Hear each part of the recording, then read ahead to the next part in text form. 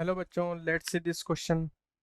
Let an denotes the number of all n digit positive integers formed by the digits 0, 1 and both such that no consecutive digit in them are 0.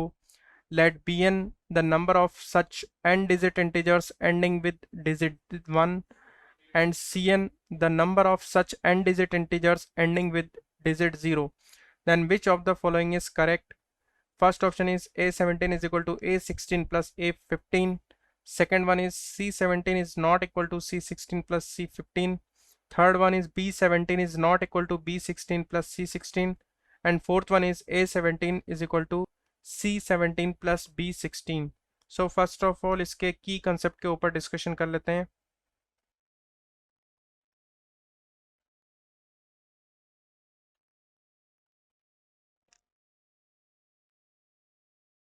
So यहाँ पर हमें an दे रखा है.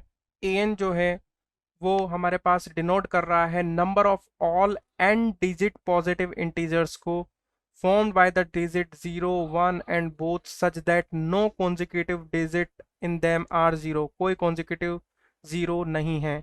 ऐसे number की list को ये denote कर रहा है. तो अगर मैं यहाँ पर एक n की जगह अगर 1 रखूँ तो a1 आ जाएगा. तो ये रिप्रेजेंट करेगा number of all one digit positive integer form by the digit 0, 1 and both such that no consecutive digit of them is 0. So हमारे पास यहाँ पर इसमें केवल एक ही एलिमेंट होगा 1. मीन्स हमारे पास a1 में केवल एक ही एलिमेंट होगा 1. अब अगर मान लो ए n की अगर जगह अगर मैं यहाँ पर 2 प्लेस करूँ तो ये हो जाएगा हमारे पास a2. और ये रिप्रेजेंट करेगा all number of all two digit positive integers formed by the digit 0, 1 and both such that no consecutive digits in them are 0. So इसमें जो एलिमेंट होंगे वो होंगे 1 0 और 1 1. 0 0 हम नहीं ले सकते क्योंकि यहाँ पर कोई भी दो कॉन्जिक्यूटिव नंबर 0 नहीं होना चाहिए. सो हम यहाँ पर दो ही एलिमेंट लेंगे. इसका मतलब a2 केवल दो एलिमेंट कंटेन करेगा 1 0 एंड 1 1. सो ये नंबर ऑफ एलिमेंट इसमें होंगे 2. सिमिलर वे में a3 जो होगा वो रिप्रेजेंट करेगा number of all three digit positive integer form by 0, 1 and both such that no consecutive digits in them are 0.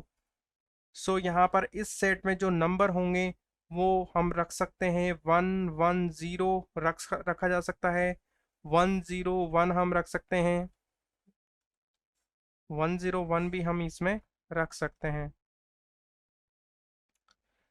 फिर इसमें हम 1 1 1 भी रख सकते हैं. हम इसमें 0 1 1 या 0 0 1 नहीं रख सकते हैं क्योंकि ये तो टू डिजिट नंबर हो जाएगा और यहाँ पर दो कॉन्जिक्यूटिव डिजिट एक साथ आ जाएंगे 0. सो इस वजह से हम ये दोनों को नहीं रख सकते इसमें. सो हमें यहाँ पर केवल इन तीन ही कॉम्बिनेशंस को रखना पड़ेगा 1 0 के. सो यहाँ पर a3 जो है कितने एलिमेंट कंटेन करेगा? 3 कंटेन करेगा. सिमिलर वे में हम यहाँ पर a4 निकाल लेंगे. a4 जो है 4 डिजिट पॉजिटिव इंटीजर्स को डिनोट करेगा जो कि 0 1 या फिर दोनों से बनने वाले होंगे और जिनमें कोई भी दो कॉन्जिक्यूटिव 0 नहीं होंगे. सो ऐसे नंबर्स जो होंगे वो इसमें होंगे 1 1 1 0. एक हो सकता है 1 0 1 0. एक हो सकता है 1 0 1 1. एक हो सकता है 1 1 0 1 और एक हो सकता है 1 1 1 1. ये नंबर हो सकते हैं. हम इसमें 0 0 1 1 नहीं रख सकते हैं या फिर 1 0 0 1 नहीं रख सकते हैं या फिर 1 0 0 0 नहीं रख सकते हैं क्योंकि यहाँ पर दो 0 रिपीट हो जाएंगे जबकि हमारे पास कंडीशन है कि कोई भी दो कॉन्जिक्यूटिव डिजिट्स 0 नहीं होनी चाहिए. सो हमारे पास केवल यही कॉम्बिनेशन होंगे 1 और 0 के. सो हम यहाँ पर अब इन्हें काउंट कर लेंगे. सो a4 में टोटल नंबर ऑफ एलिमेंट कितने आ गए? 1 2 3 4 5. यानी 5 नंबर्स ऐसे होंगे जो कि a4 में आएंगे. सो अगर हम इस पैटर्न को अगर स्टडी करते हैं तो इस पैटर्न के अकॉर्डिंग हम इसका सॉल्यूशन दिया जा सकता है. सो यहाँ पर अब आ जाते हैं इसके सॉल्यूशन के ऊपर. सो यहाँ पर अगर हम पैटर्न फाइंड आउट करेंगे तो ये पैटर्न जो फॉलो हो रहा है वो हो रहा है A N is equal to A N minus one plus A N minus two को ये पैटर्न फॉलो कर रहा है। अगर मैं यहाँ पर n की जगह अगर मैं वन रखता हूँ तो हमारे पास आ जाएगा A one is equal, sorry A one नहीं रखा जा सकता क्योंकि यहाँ पर n की वैल्यू जो है वो greater than equal to three होनी चाहिए, यानी थ्री या थ्री से बड़ी होनी चाहिए, क्योंकि हमारे पास जो स्टार्टिंग नंबर है वो है ए वन। तो ए वन लाने के लिए यहाँ n की वैल्यू मिनिमम हमें थ्री रखनी पड़ेगी तब जा करके ए वन आएगा। सो n की वैल्यू हमारे पास आ जाएगी, हम रखना स्टार्ट करेंगे थ्री से। सो हम यहाँ पर अगर n इज इक्वल टू अगर हम थ्री रखते हैं, मिनिमम नंबर अगर थ्री रखते हैं तो हमारे पास आएगा A three is equal to A two plus A three minus two यानी वन।